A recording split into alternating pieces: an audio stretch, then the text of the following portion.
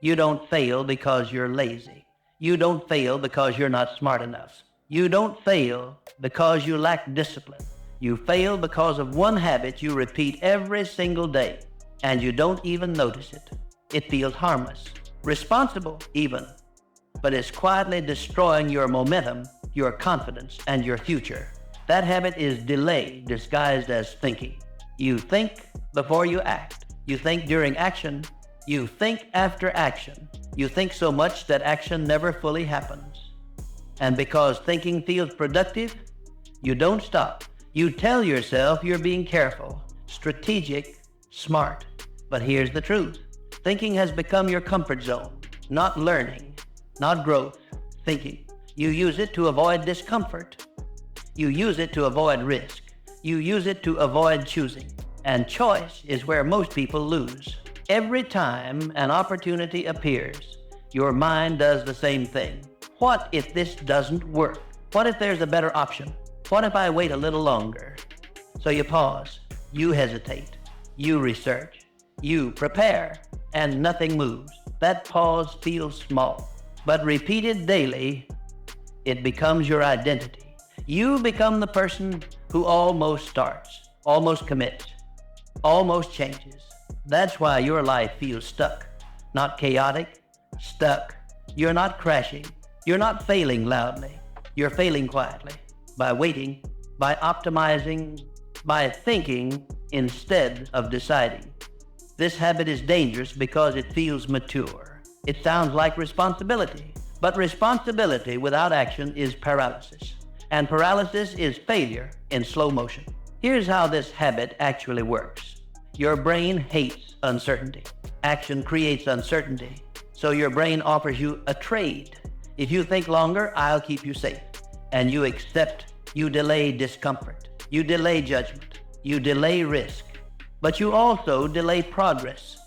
And over time, your brain learns something. It learns that thinking is how you escape pressure. So it pushes you to think more, plan more, analyze more, until every decision feels heavy. Every move feels risky, and doing nothing feels normal. That's when motivation dies. Not because you don't care, but because you trained your brain to associate action with danger. You feel tired, not because you're doing too much, but because you're carrying too many undecided choices.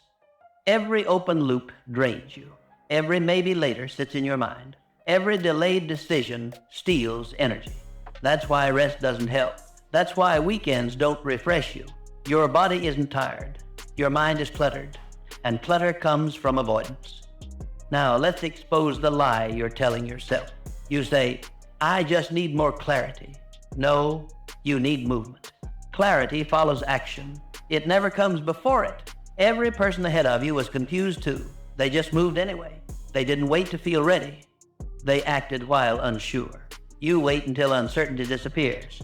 It never does. So you stay where you are. This habit shows up everywhere. You delay starting until conditions are perfect. You delay speaking up until you're 100% sure. You delay committing because you want options. You delay changing because it feels risky. And each delay feels small. But together, they create a pattern of self-doubt, a pattern of missed timing, a pattern of regret you won't admit yet.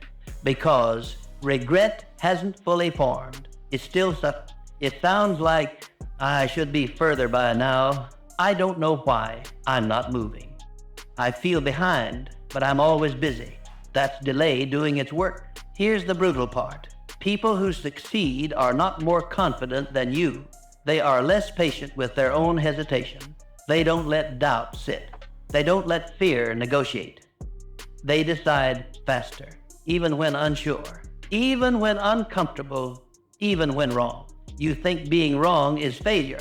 It's not. Waiting is. Being wrong teaches you. Waiting teaches you nothing. This habit of delay is why advice doesn't work for you. You watch videos, you read books, you understand the concepts, but nothing changes. Because information doesn't move your life. Decisions do. And you've been outsourcing decisions to time later. Soon, after I think about it more. time never decides for you. It just passes. And when you finally notice, years are gone. This is where resistance kicks in. Your mind says, but I don't want to rush. But what if I choose wrong? But this is important. Listen carefully. Those thoughts are not wisdom. They are fear trying to stay in control. Fear hates commitment because commitment removes escape routes. And you like having escape routes. They make you feel safe. But safety is expensive. It costs momentum. It costs belief. It costs identity. Every time you delay, you send yourself a message. I don't trust myself. Over time, that message compounds and confidence collapses. Not because you failed, because you never proved anything to yourself. Now here's the shift that cracks the habit. Successful people don't ask, what's the best decision? They ask, what's a good enough decision I can act on now? They understand something you don't yet. Most decisions are reversible. Inaction is not. They move with 70% clarity. You wait for 100%. That last 30% never arrives. And while you wait, opportunity expires. Energy fades. Belief weakens. This is why your life feels heavier over time. Not because responsibility increased, but because unresolved decisions stacked. You're carrying weight you don't need to. And it's all coming from one habit. Delaying action to avoid discomfort. Because knowing the habit isn't enough. You need to break it at the identity level. Here's the part that makes people uncomfortable. You don't delay because you're careful. You delay because you're trying to protect an identity. The identity of someone who hasn't failed yet. As long as you don't fully commit, you can't fully lose. As long as you're thinking about it, you're still potential. And potential feels better than proof. Proof is risky. Proof exposes limits. Proof removes excuses. So you keep potential alive by delaying action. That's the real habit. You're addicted to keeping doors open because closed doors force accountability. Once a door is closed, you have to live with the outcome. That scares people who rely on thinking as a shield. High performers understand this early. They don't try to keep every door open. They choose a door and lock it behind them. Not because it's perfect.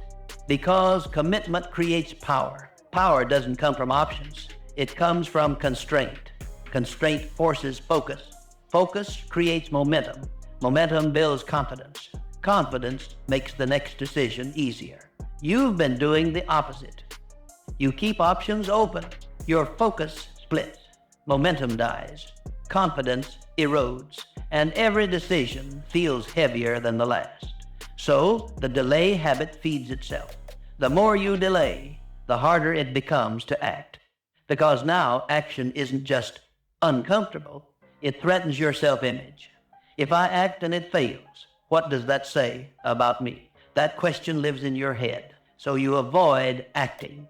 You tell yourself, I'm just waiting for the right time. The right time is a fantasy. It's the story fear tells to stay in control. Here's the mindset shift that breaks the habit. Stop treating decisions like judgments on your worth. They are not. They're experiments. You don't decide to be right. You decide to gather data. Action gives data. Thinking gives stories. High performers move to learn, not to validate themselves. They expect to adjust. You expect certainty. That's why you freeze. Once you reframe decisions as temporary, delay loses power. You don't need courage. You need permission to adjust later. And that permission already exists. Now comes the daily rule. This is what disciplined people actually live by. If a decision can be reversed, decide fast. If it can't, decide slow. That's it. Most of what you delay is reversible. Starting a project, sending a message, publishing something, applying, speaking up. These are not life sentences, but you treat them like they are, so you hesitate. Meanwhile, irreversible decisions, who you become, what you tolerate, what you avoid, are being made for you by default. Delay is still a decision. You're just pretending it isn't. Once you see that, responsibility snaps back into place. You stop waiting for motivation. You stop waiting to feel ready. You act before comfort arrives. And here's what changes first. Not results. Self-trust. Every fast, imperfect decision sends a signal. I move. That signal compounds. Confidence isn't a feeling. It's a record of action. Your record is thin because your decisions were postponed, not because you're incapable. So we rebuild the record. Small, immediate, imperfect. You don't overhaul your life. You change one behavior. When you notice hesitation, you act within 5 seconds. Not because it's optimal, because it breaks the habit. Action short circuits fear. Thinking feeds it. At first, it feels reckless. Then it feels freeing. Then it feels normal. That's identity change. You go from I need to think to I'll adjust. You stop being the person who waits. You become the person who moves. That scares people around you because movement exposes their hesitation. So they'll question you. Are you sure? Did you think this through? You don't argue. You don't explain. You act. And let results teach. Now the final challenge. Today, identify one decision you've been delaying that is reversible. 1, not 10. 1, decide it today. Not perfectly, decisively. Then act immediately. No announcement. No preparation. Just movement.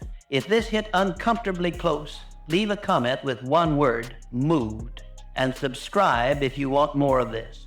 Not motivation, not hype, but the mindset shifts that quietly change trajectories. Because you're not failing because you lack discipline. You're failing because you keep waiting to begin. And waiting is the most expensive habit you have.